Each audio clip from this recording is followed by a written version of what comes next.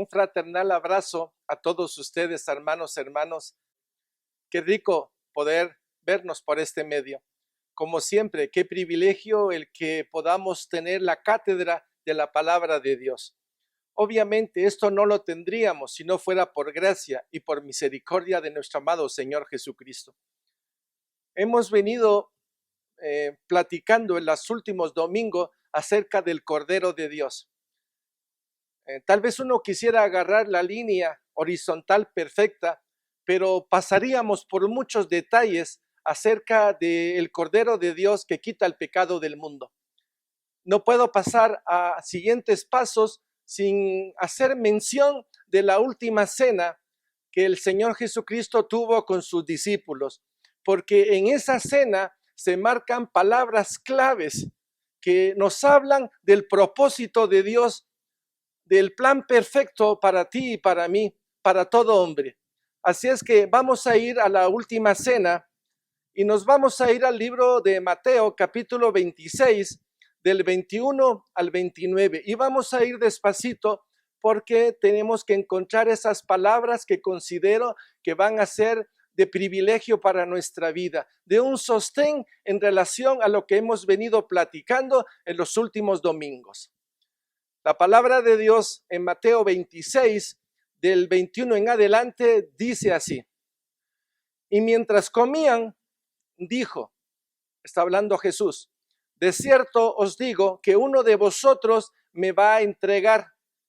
Y entristecidos en gran manera, comenzó cada uno de ellos a decirle, ¿soy yo, Señor?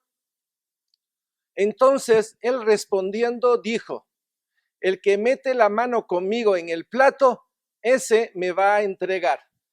Qué cena tan especial. Una cena en la cual el Señor saca una verdad impresionante para decir, alguien me va a traicionar entre ustedes 12. Y los discípulos entran en una aflicción porque ninguno sabe quién es. Mas el Señor hace una aclaración, el que mete la mano conmigo en el plato, ese me va a entregar, se lo está diciendo a Juan. El 24 es una de las palabras claves que me interesa el día de hoy. Y dice, hablando Jesús, a la verdad, el Hijo del Hombre va según está escrito de él. En pocas palabras, el Señor está diciendo que las profecías del Antiguo Testamento se refieren a él y que se van a cumplir. Pero también se está yendo a la eternidad pasada, a esa donde se habla de que antes de la fundación del mundo, Jesucristo fue inmolado, conforme a Apocalipsis 13:8. Y efectivamente es. Todo lo que viene a decir a Jesús en este momento es cierto. A la verdad, el Hijo del Hombre va según está escrito de él. Bueno, si nos vamos a Isaías, ¿qué describe Isaías en el capítulo 53 del siervo del Señor, del siervo sufriente? ¿Qué nos dice ese libro acerca de Jesús? Jesús está diciendo, a la verdad, el Hijo del Hombre va según está escrito en él. Él ya sabía lo que venía. Dice a continuación, mas ay de aquel hombre por quien el Hijo del Hombre es entregado. Bueno le fuera a ese hombre no haber nacido. Entonces, respondiendo Judas, el que le entregaba, dijo, soy yo, maestro. Que Jesús le dijo, tú lo has dicho. Y mientras comían, tomó Jesús el pan y bendijo y lo partió y dio a sus discípulos y dijo, tomad, comed, esto es mi cuerpo. Y tomando la copa y habiendo dado gracias, le dio diciendo, bebed de ella todos. Oiga lo que dice, porque esto es mi sangre del nuevo pacto, que por muchos es derramada para remisión de los pecados. Y os digo que desde ahora no beberé más de este fruto de la vid hasta aquel día en que lo beba nuevo con vosotros en el reino de mi Padre. Quiero enfatizar estas palabras en dos aspectos. Primero, en la preexistencia de Jesucristo, a la verdad, el Hijo del Hombre va según está escrito de él. Ya lo vimos en los domingos pasados. Pero esta porción del versículo 28 tenemos que verla más despacito.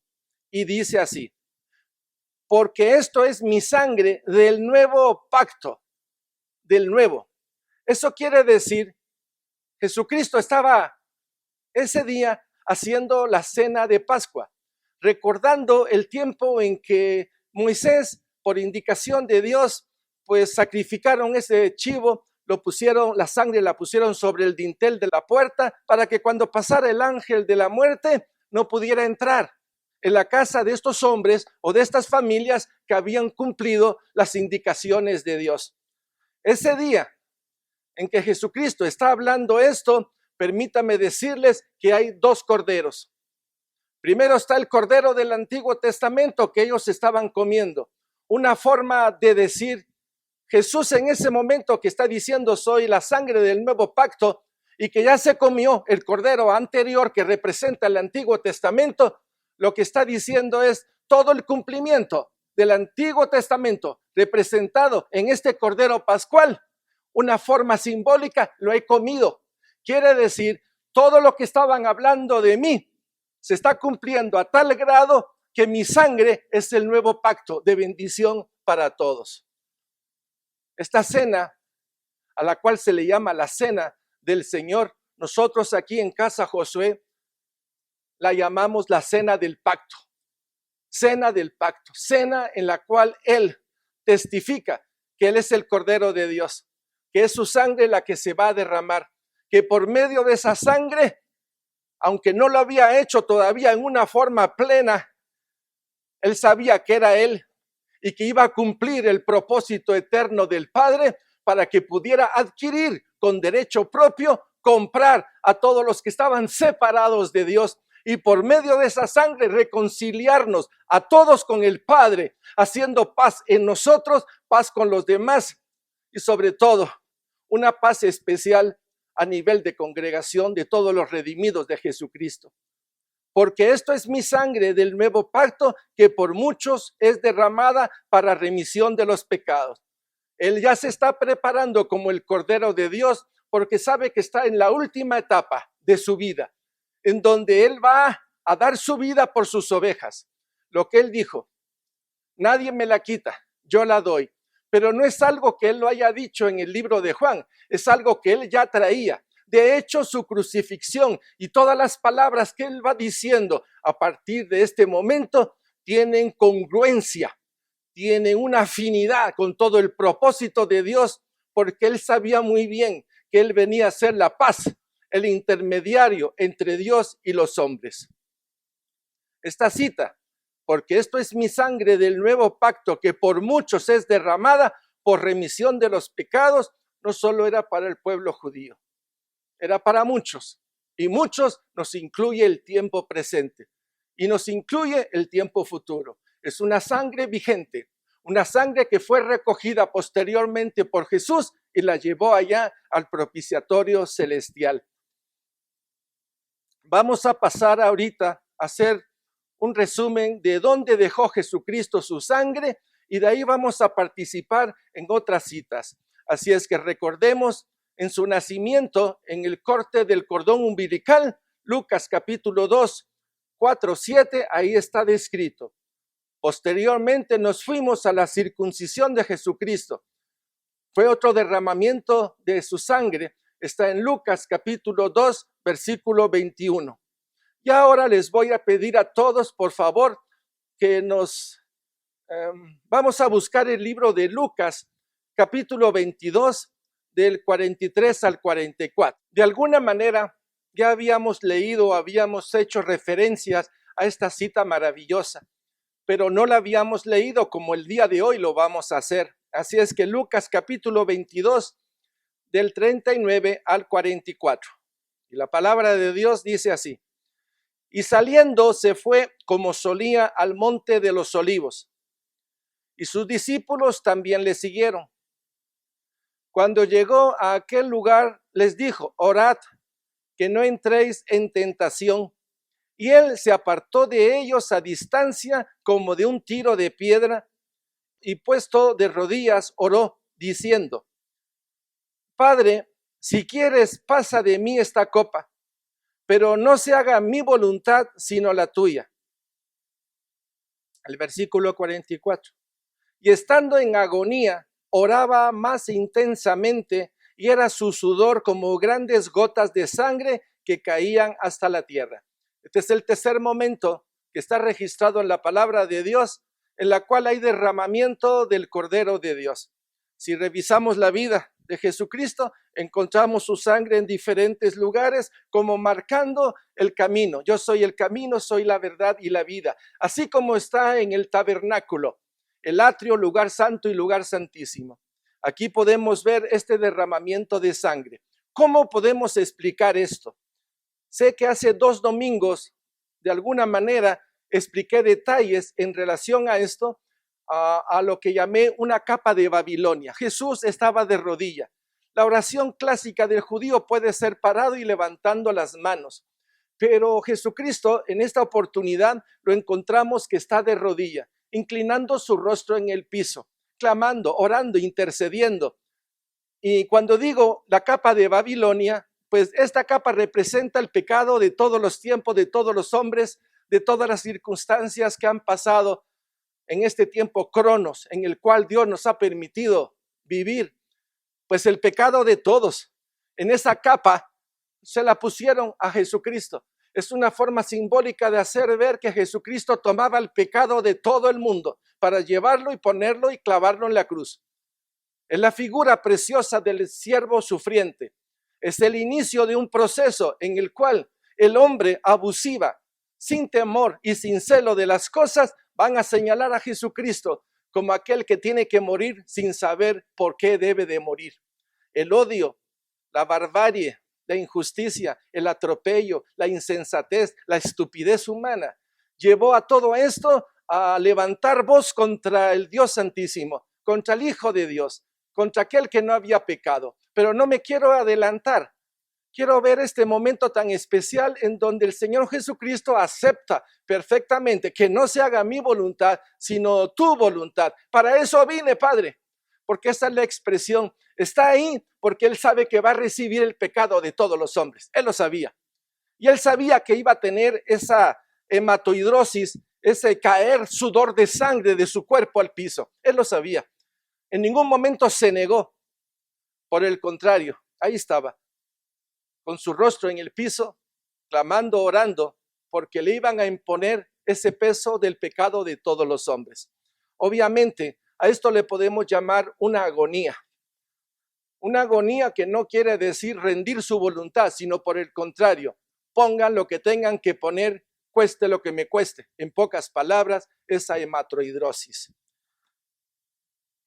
Posteriormente, ya que arrestan a Jesús y lo llevan a diferentes lugares, voy a poner momentos especiales porque en lo personal yo creo que una bofetada, un puñetazo, una lastimadura con una caña, una imposición de una corona de espina, hay golpes, incluso hasta la misma cruz que cargó Jesucristo, el hecho de cargarla, ese peso grande, bajo la agonía que había tenido, bajo los latigazos que había sufrido, bajo toda esa tensión, aunque él sabía que tenía que llevarlo todo, no excluye que esa cruz hasta en el hombre haya provocado derramamiento de sangre. Así es que vamos a ver varios pasajes y entre estos pasajes vamos a encontrar 3 situaciones bellísimas que tenemos que analizarlas tranquilamente. Entonces le dio una bofetada. Vámonos al libro de Juan, capítulo 18, y vamos a leer del versículo 19 al 23. Por favor, vamos a buscar.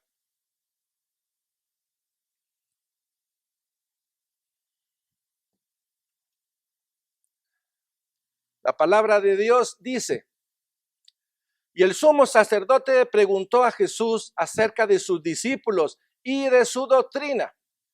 Jesús le respondió: yo públicamente he hablado al mundo.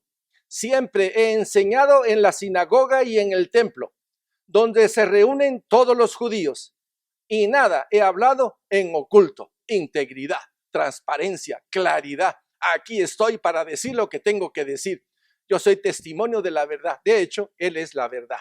Pero qué forma de hablarle a los fariseos y a los de la sinagoga. Pero, dice el versículo 21, ¿por qué me preguntas a mí? Dice Jesús.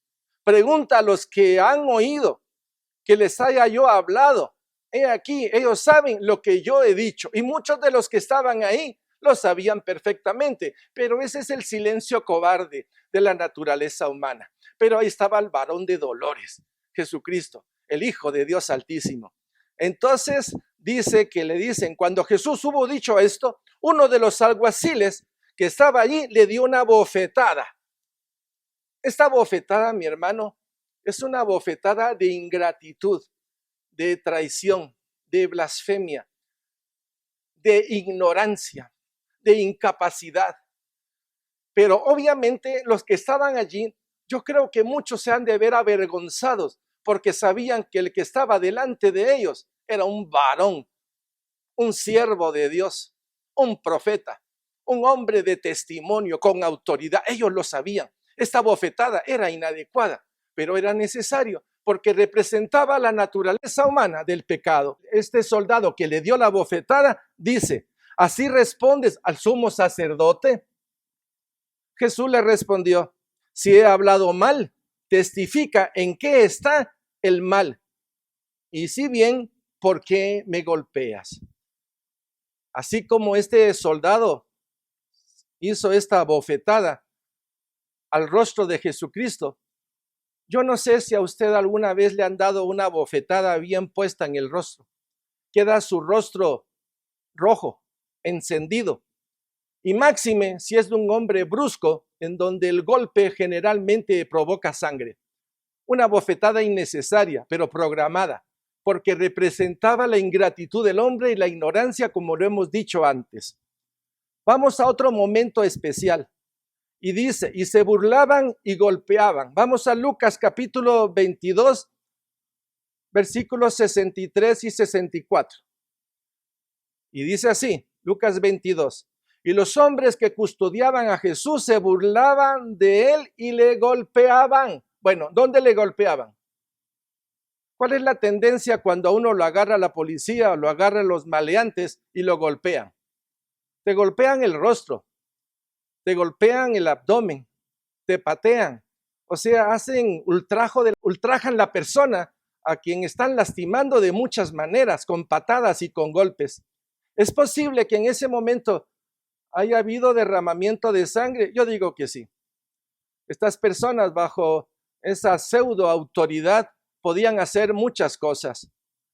Y dice el 64, y vedándole los ojos, le golpeaban el rostro y le preguntaban diciendo, profetiza, ¿quién es el que te golpeó? Y decían otras muchas cosas, injuriándole. Otro momento terrible, otro momento en donde yo digo, sí hubo derramamiento de sangre. Vamos a otra porción que considero sumamente importante.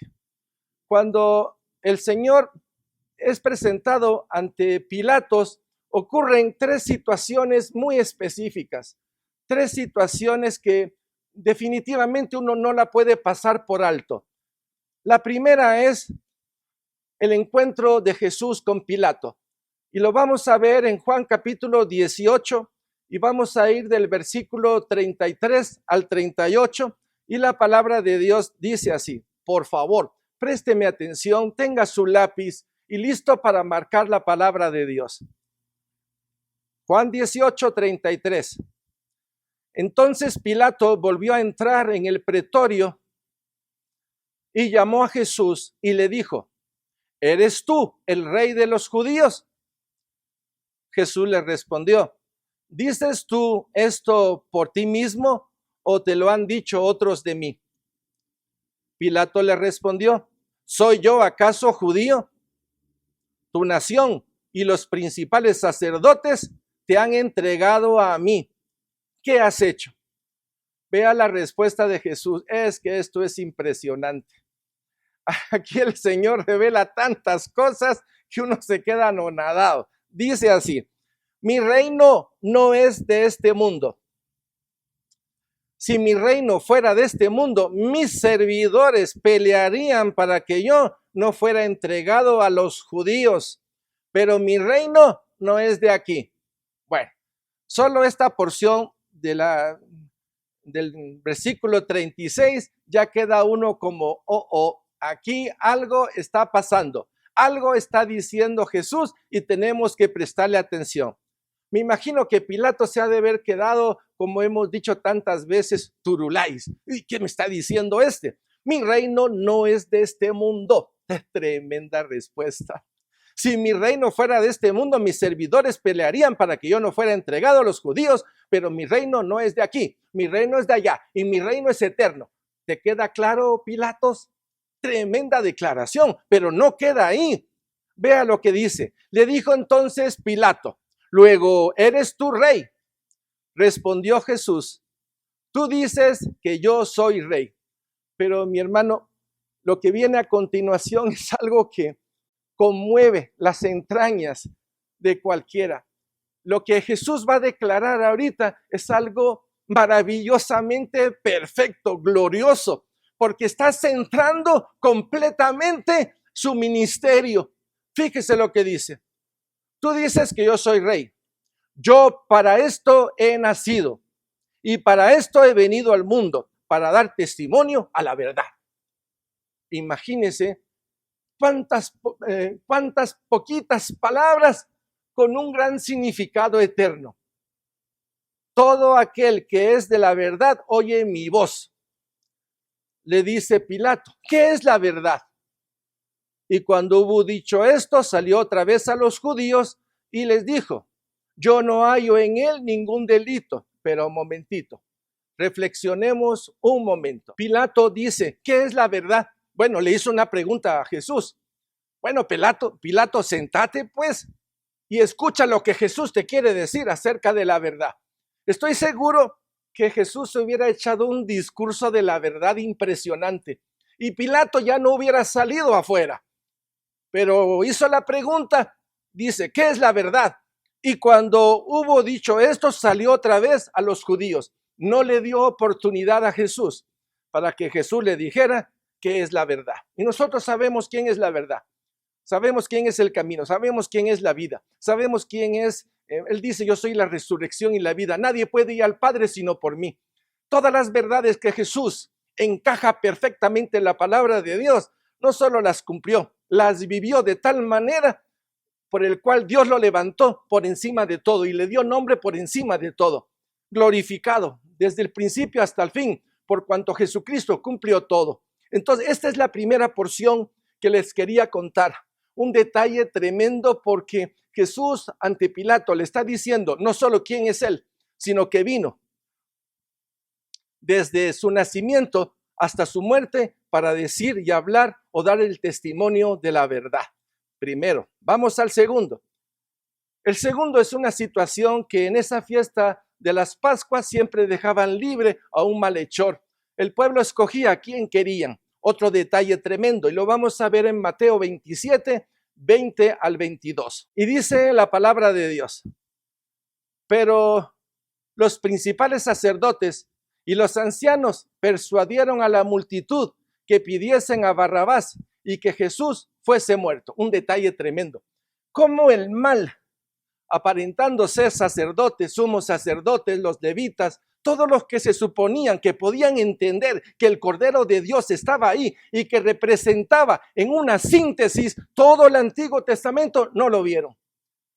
O tal vez lo vieron y se dieron cuenta de que el negocio se podía venir abajo. Jesús sabía a qué venía y expuso todo claramente, pero estos ya estaban confabulados.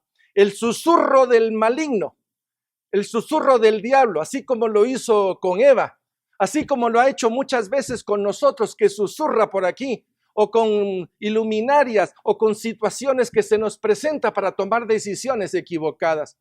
La multitud, esa multitud fue chantajeada por los ancianos y por los sacerdotes del Sanedrín.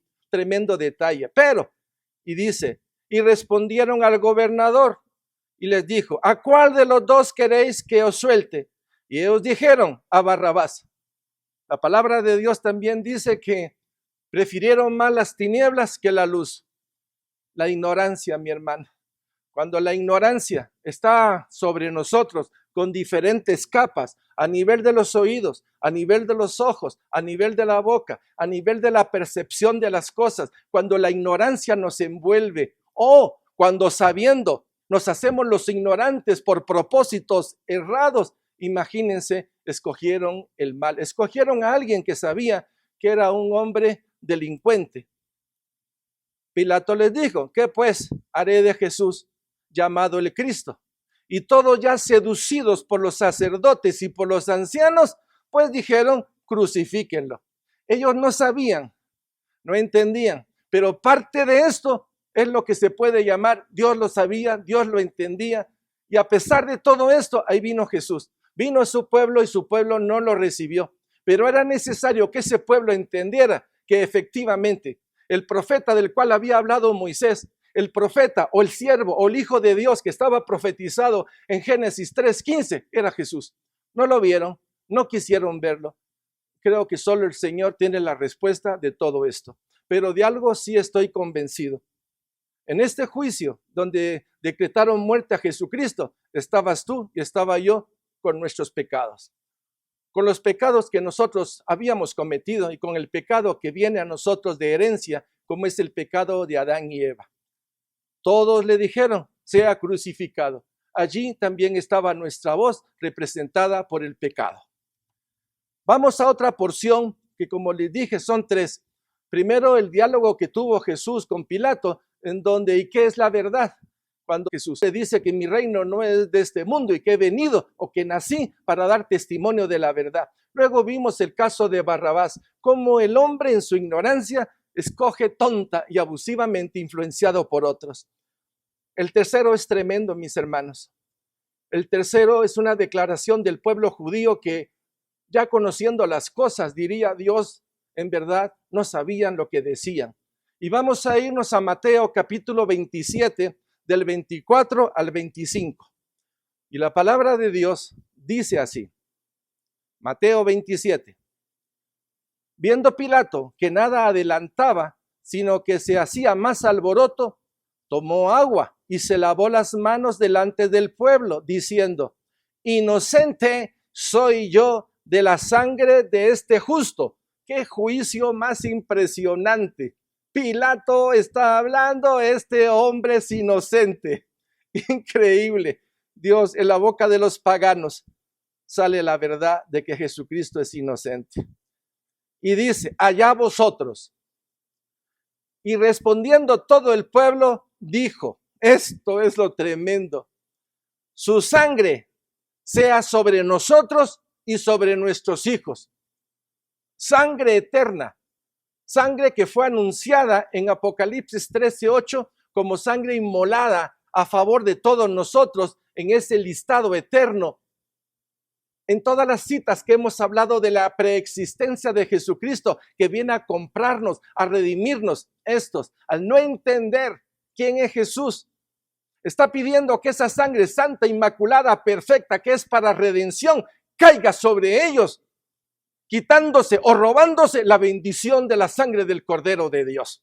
Y eso ocurre hoy, cuando presentamos la palabra de Dios a muchos y se ríen, y tú estás ahí, y tú crees en Jesucristo, y de veras eres religioso, y no se han dado cuenta, como esto no se dieron cuenta de que menosprecian la sangre de Jesucristo, sangre con la cual nos compró a todos nosotros.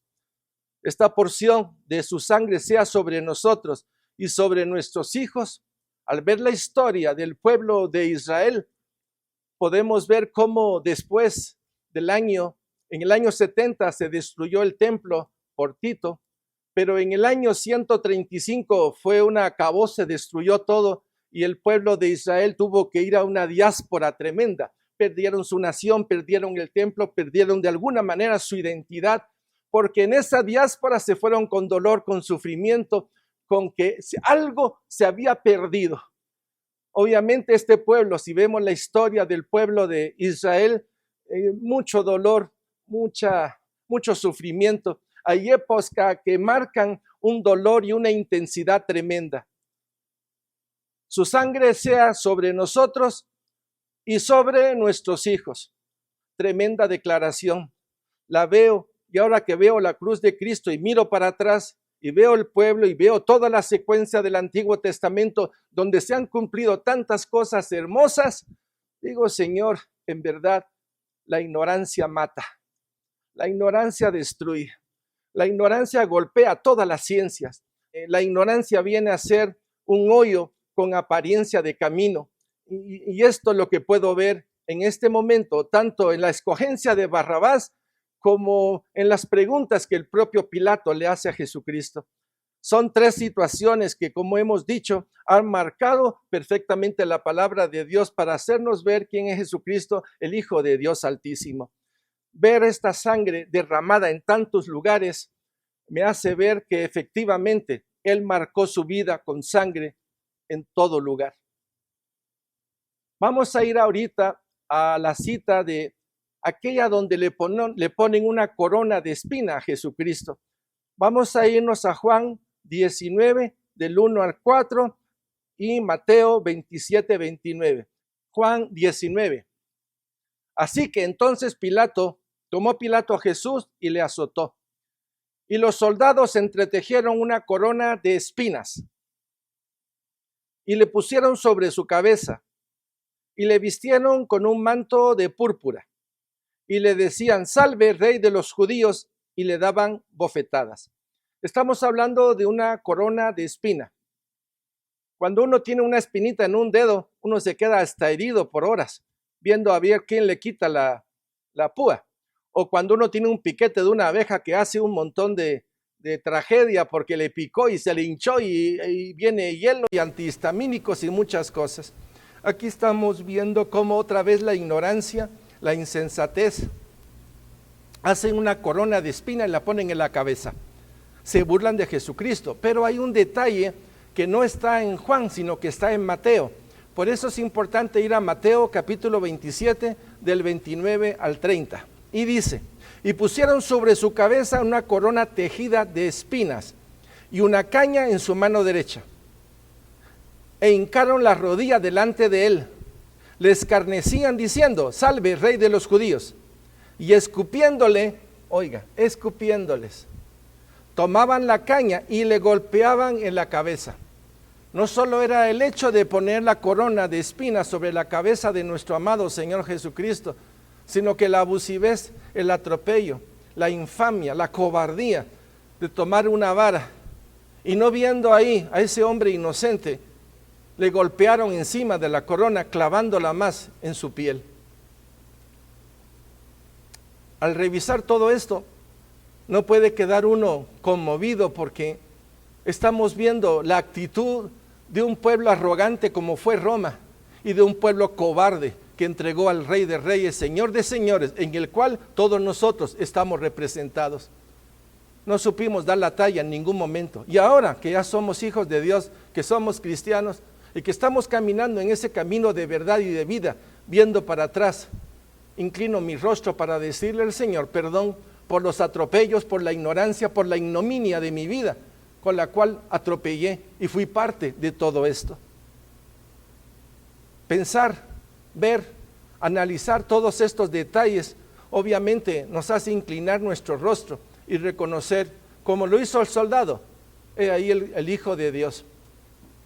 Para nosotros que ya tenemos la experiencia del encuentro con Jesucristo, para nosotros que ya tenemos varios detalles de relación, de frutos del Espíritu Santo y de lo que yo ya podría llamar una experiencia sólida en las cosas de Dios, ver al Cordero de Dios que quita el pecado del mundo, permítame decirle que sigue siendo la respuesta para este tiempo.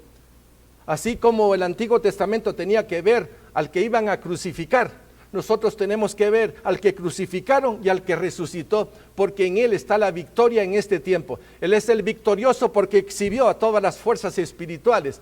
Y es aquí donde nuestro corazón tiene que responder al llamado de Dios.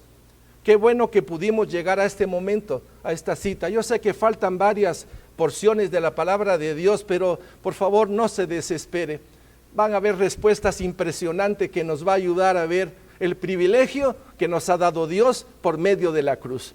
Mis hermanos, vamos a orar el día de hoy. Por favor, inclinemos nuestro rostro y digámosle: Señor, te alabo, te bendigo, te glorifico.